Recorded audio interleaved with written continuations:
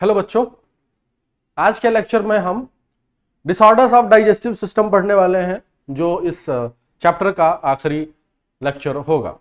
ठीक है। डिसऑर्डर्स में सबसे पहला डिसऑर्डर हम पढ़ेंगे यहां पे जॉन्डिस, जिसको पीलिया भी कहते हैं। जॉन्डिस में बेसिकली हमारे स्किन पे, आईज पे, नेल्स पे डिपोजिशन होने लगता है बाइल का, जिसके कारण से येलो कलर की ये चीजें नजर आने लगती हैं। हमारी आईज येलो दिखने लगती हैं, स्किन या फिर नेल्स येलो नजर आने लगती हैं। इस कंडीशन को हम पीलिया या फिर जॉन्डिस कह देते हैं। ये दिक्कत आई है लीवर के अंदर कुछ डैमेज होने के कारण। लीवर के अंदर कुछ डैमेज होने के कारण ये समस्या हमको देखने को मिली है। ठीक है, जहां पे बाइल पिगमेंट्स का डिपोजिशन होना शुरू हो जाए। ठीक है, ओके। तो this condition indicates that liver is being damaged. Okay बेटा, आप डायग्राम के अंदर देख रहे होंगे आईज येलो कलर की नजर आने लग रही हैं। ये नॉर्मल फेस है और जॉन्डिस वाला जो फेस है बिल्कुल येलो कलर का नजर आ रहा है। ऐसा लग रहा है कि किसी ने पीले कलर का रंग पोत दिया हो, लगा दिया। वोमिटिंग, वोमिटिंग जिसको हम उल्टी बोल देते हैं, ये एक कंडीशन है। Ejection of stomach content through milk, जो हमारे स्टमक के अंदर चीजें थी वो अगर माउथ के थ्रू बाहर आ जाती है, इसी कंडीशन को हम वोमिटिंग बोल देते हैं।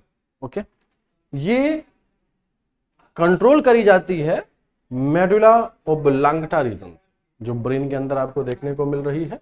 मेडुला ओब्लांगटा, यहां से ये कंट्रोल करी जा रही है। ओके बेटा, तो ejection of stomach content through mouth अगर हो जा रहा है, इसी को हम वोमिटिंग बोल देते हैं। क्या है बेटा? वोमिट। ओके, अगला टॉपिक बहुत ही छोटा सा टॉपिक था ये, डायरिया। डायरिया दस्त लग जाना या फिर लूज मोशन होना। ठीक है, इसको आप डायरिया बोल देते हो। ठीक, frequent elimination of watery faeces, लगातार वाटरी फीसेस, फीकल मैटर जो होता है काफी वाटरी होता है और इनका डिस्चार्ज होने लगता है। इनके कारण जबरदस्त तरीके की डिहाइड्रेशन देखने को मिलती है। डिहाइड्रेशन देखने को मिलती है। यहां पे फूड का एब्जॉर्प्शन काफी हद तक स्लो डाउन हो जाता है। जो भी हम खा रहे होते हैं वो फीकल मैटर वाटरी फॉर्म में हमारे बॉडी से बाहर आने लगता है। ओके बेटा, तो हमको न्यूट्रिएंट्स भी नहीं मिल पाते हैं ऐसे कंडीशन में, और वाटर भी ज्यादा से ज्यादा बाहर की तरफ भेजा जा रहा है। दैट इज वाई डिहाइड्रेशन आ गई है।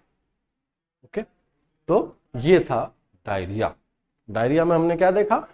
Frequent elimination of watery pieces, faecal matter watery form में बहुत ही ज्यादा बार बार लूज मोशन होना इस कंडीशन में देखा जाता है। It reduces the absorption of food, food का एब्जॉर्प्शन, न्यूट्रिएंट्स का एब्जॉर्प्शन यहां पे काफी हद तक रिड्यूस हो जाता है, कम हो जाता है। फोर्थ टॉपिक है हमारा कॉन्स्टिपेशन। कॉन्स्टिपेशन, कॉन्स्टिपेशन में infrequent elimination of dry stool, dry stool. ठीक है, इस कंडीशन के अंदर पेरिस्टाल्सिस काफी हद तक डिक्रीज हो जाती है कोलन रीजन के अंदर। पेरिस्टाल्सिस काफी हद तक डिक्रीज हो जाती है। इस कंडीशन को हम हिंदी में कब्ज बोल देते हैं। ठीक, ऐसे में फीकल मैटर का डिस्चार्ज काफी हद तक कम हो जाता है। ठीक, ऐसा लगता है कि हमेशा हमारा जो ये पोर्शन है ये भरा हुआ है। ठीक, अनईजी फील होता है।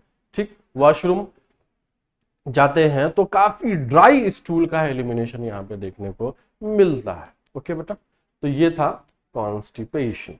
कॉन्स्टिपेशन के बाद इनडाइजेशन, इनडाइजेशन, अपच।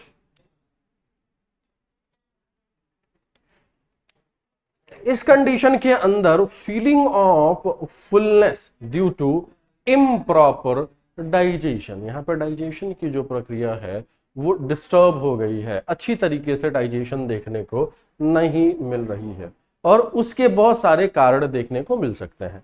सबसे पहला कारण हो सकता है कि एंजाइटी हो सकता है कि प्रॉपर अमाउंट में एंजाइम्स का रिलीज, एंजाइम्स का सिक्रीशन नहीं हो रहा हो, या फिर फूड पॉइजनिंग हो गई हो, या फिर एक्सेस में फूड खा लिया हो, स्पाइसी फूड ले लिया हो। ओके, तो ये सब कारण इसके पीछे हो सकते थे।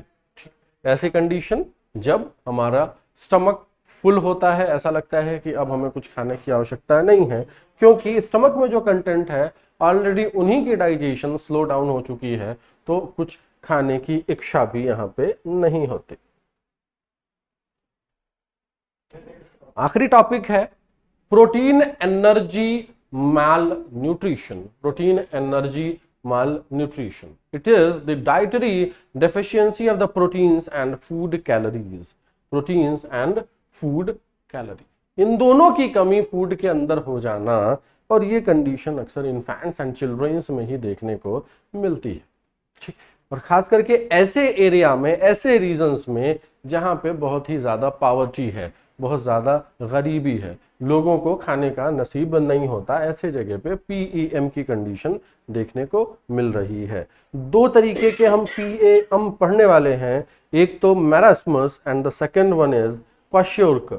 Marasmus and kwashiorkor. ओके, तो सबसे पहले हम डिस्कस करेंगे मैरास्मस के बारे में। मैरास्मस के अंदर प्रोटीन और कैलोरी या फिर एनर्जी दोनों की ही कमी हो जाती है। प्रोटीन एंड एनर्जी दोनों की ही कमी हो जाती है। Okay, it is found in infants less than a year in age. 1 साल से कम का बच्चा है, उस बच्चे को यह दिक्कत आ रही है। ऐसा तब होगा जब उस बच्चे को मदर मिल्क के अलावा कुछ और दिया जाने लगे। ऐसे कंडीशन में उसको प्रोटीन और एनर्जी की डेफिशिएंसी देखने को मिलेगी। ठीक, अक्सर तब होता है जब मदर सेकेंड प्रेगनेंसी अटेन कर ले, वो भी तब जब बच्चा अभी बहुत ही छोटा है, 1 साल का भी नहीं हुआ है, और सेकेंड प्रेगनेंसी अगर मदर अटेंड कर लेती है, ऐसे में वो मिल्क फीड नहीं कर पाता बच्चा, और यहां पे क्या हो रहा है कि प्रोटीन और एनर्जी की कमी हो जा रही है। इसकी कमी के कारण सिम्टम्स जो देखने को मिलेंगे वो यहां पे लिखे हुए हैं, impaired growth and replacement of the tissues protein. ठीक, इम्पेयर्ड ग्रोथ एंड डेवलपमेंट। हमारी बॉडी को तो एनर्जी की जरूरत थी, वो एनर्जी हमारे बॉडी तो कहीं ना कहीं से लेगी ही, तो प्रोटीन से उठाने लग रही है, तो वहां पे क्या हो रहा है कि टिश्यू के जो प्रोटीन्स हैं वो रिप्लेस होने लग रहे हैं, खत्म होने लग रहे हैं। ठीक, extreme emaciation of the body, body बुरी तरीके से डिस्ट्रॉय होने लगती है, डिस्टर्ब होने लगती है। यहाँ पे वो बच्चा काफी पतला होने लगता है, थिनिंग ऑफ द बॉडी होने लगती है, उसके हाथ पैर काफी पतले होने लगते हैं। Dry, thin and wrinkled skin. ठीक, उसकी स्किन्स ड्राई पड़ने लगती हैं, बहुत ही पतली हो जाती हैं और झुर्रियां पड़ जाती हैं। Declined growth rate and body weight. यहाँ पे आपने पढ़ा था शुरू में ही इस चैप्टर के अंदर कि प्रोटीन और एनर्जी या फिर फैट, ये सब आपके बॉडी के डेवलपमेंट पे, ओवरऑल डेवलपमेंट में और ग्रोथ में हेल्प करती हैं। इसी की जब कमी हो गई तो ग्रोथ रेट भी डिक्लाइन होगा, ऑब्वियस सी बात है, और बॉडी का वेट भी कम होगा, क्योंकि ग्रोथ में पार्टिसिपेट ये दोनों चीजें मिलकर कर रही थी।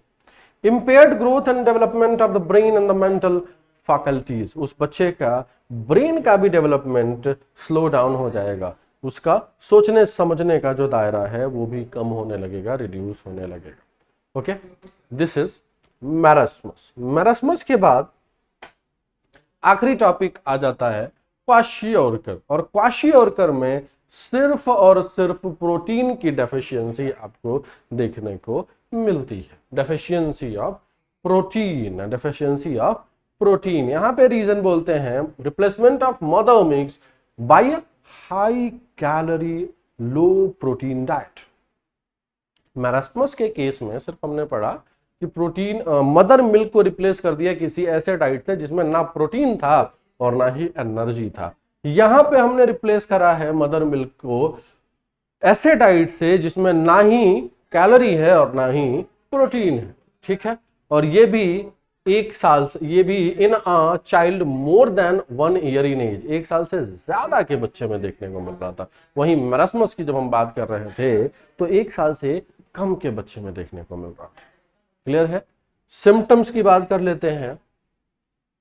Like marasmus it shows wasting of the muscles, thinning of limbs, failure of grown and brain development. ठीक, जिस तरीके से वहां पे था वैसी कंडीशंस कुछ यहाँ पे भी देखने को मिल रही हैं। यहाँ पे भी वेस्टिंग ऑफ मसल हो रहा है, पतले हाथ पैर काफी पतले हो जा रहे हैं और ब्रेन का विकास नहीं हो पा रहा है। Unlike marasmus some fat is still under the skin, वहां पे तो फैट था ही नहीं, एनर्जी था, ना ही प्रोटीन था। और यहाँ पे तो एनर्जी मिल रहा है, वो एनर्जी फैट के फॉर्म में कन्वर्ट हो जा रहा है, क्योंकि एक्सेस में वो बच्चा फैट ले रहा है। Some fat is still under the skin, कुछ फैट देखने को मिलेगा इसके स्किन के अंदर। Extensive oedema and the swelling of the body parts, body में सूजन देखने को मिलती है, बॉडी फूलने लगती है। This is all about kwashiorkor. ये खत्म हुआ हमारा डाइजेस्टिव सिस्टम का डिसऑर्डर, और डाइजेस्टिव सिस्टम चैप्टर भी समाप्त हुआ। ओके, थैंक यू बेटा, आज के लिए इतना ही रखते हैं।